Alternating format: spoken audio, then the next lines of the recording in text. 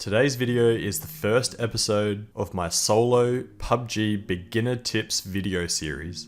I've played PUBG on console for almost 2.5 years now, and the main goal of this beginner tips series is to help the newer players out with the types of things that I would want to have known when I first started playing PUBG 2.5 years ago. If you've been playing for a while and you're more at the intermediate or advanced stage of PUBG, I would still recommend watching this video because there might be some fundamental things that you can apply into your gameplay. But without further ado, let's get stuck into the tips.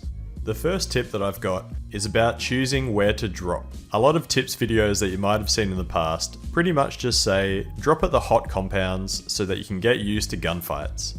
I disagree with this tactic. As a beginner player, what I would recommend is using training mode or team deathmatch to practice your gunplay. When you drop into a live solo lobby, I would recommend dropping at smaller compounds or the less populated larger compounds, especially if they are further away from the flight path. What you're trying to achieve here is finding a little bit of early game combat while aiming to avoid the more experienced players. This isn't going to work every time, but from my experience, it's better to fight early and lose than spend half of the game looting up just to be killed before you get to fire around. For each of the maps, I've decided to highlight the areas that I would recommend dropping if you're a beginner or even an intermediate player in PUBG solos. For Erangel, you can see that the places I would recommend are the shooting range, Gatka, this little compound that I like to call Poor Man's Pachinki, Mansion, Lopovka, and Ferry Pier. The places to definitely avoid are school and school apartments, Pachinki, Georgia Pool, and military base, as these areas are very populated and often swarming with the highest skilled players. On Vikendi, there's so many compounds that you really have a lot of options, but the places that I would avoid are Villa, Goroka, Castle, Podvosto, Dino Land, and Coal Mine. If you're playing on Sanhok, please do not drop at the boot camp, as this is essentially a place that experienced players go to have an intense battle before the actual game begins. Other places to avoid are Ruins, Paradise, and Painan. Keep in mind that on Sanhok, there is so much loot everywhere that you can pretty much just fly somewhere away from the flight path and land at a larger compound, where you're likely going to get one or two opponents who are hopefully not going to be quite as skilled or confident. If you're playing on Miramar, avoid Picado, Hacienda, Power Grid, San Martin, and Los Leones. I've highlighted some of the areas that I would recommend dropping in Miramar. And if you're playing on Karakin, pretty much just avoid the large compounds. There's plenty of loot at the smaller areas around the map. And for a solo player, the larger compounds are really overkill, so there's really no need to drop there. So long story short, if you're dropping in solos as a beginner in PUBG, avoid the super populated common drop areas, but aim to find a compound where you're likely to come into some early game combat. So now you've decided where you want to drop. The next most important thing is getting to the ground as quickly as possible. This will give you the best opportunity to loot up and fight your enemies before they get the drop on you. If you're dropping into Sanhok, the fastest way to get to the ground is to drop roughly 1,000 to 1,100 meters away from your destination. You then want to descend at roughly 170 to 175 kilometers per hour, while leaving enough altitude that you can descend quickly at the end of your flight, and ideally reach the maximum dropping speed of 234 kilometers per hour. If you're dropping into the larger maps like Erangel, Vikendi, or Miramar, you want to try and exit the plane a little bit earlier, around 800 to 900 meters away from your destination, and descend a little bit faster at around about 195 to 200 kilometers per hour, while again leaving that little bit of altitude that you can descend quickly at the end of your drop.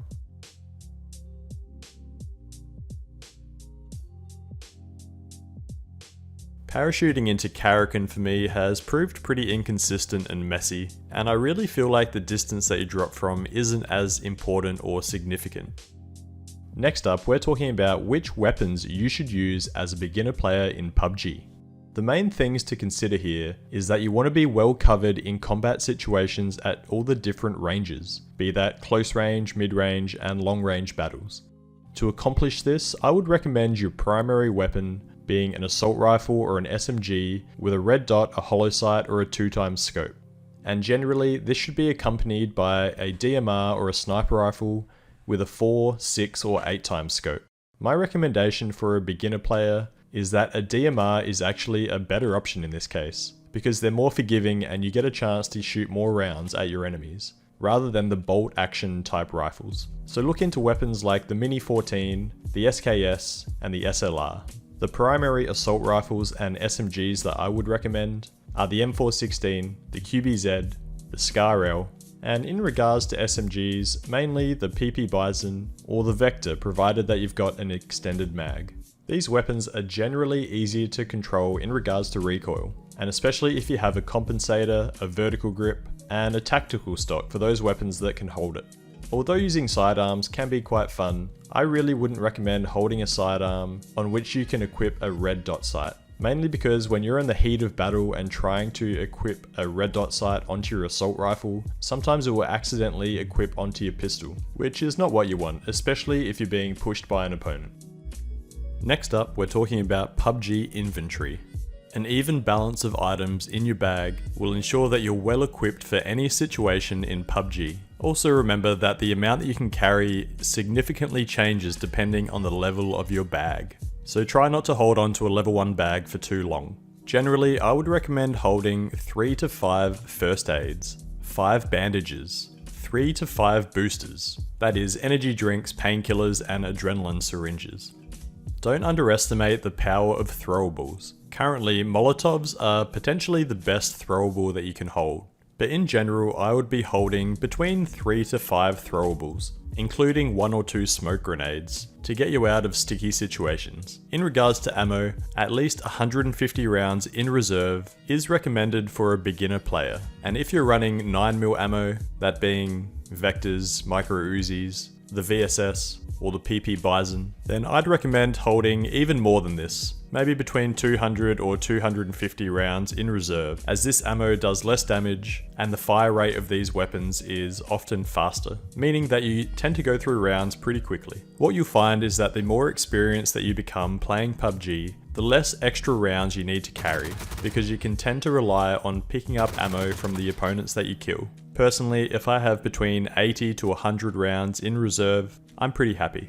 And this also allows for me to carry more throwables and more medical supplies. And finally, on inventory, it's a good idea to jump into the training mode and get familiar with which attachments are compatible with your favorite weapons. That way you can begin to collect these attachments in anticipation of finding that dream weapon. So that's the first episode of my PUBG beginner tips series. Hopefully you guys found it useful. If you did, make sure that you like this video and let me know in the comments section, so that way I know that everyone's interested to see the second and third episodes for this series. But anyway guys, thanks for watching. If you haven't already, make sure that you stop by my Twitch stream and say hello. I'd love to hear from you. But until next time, have a good one.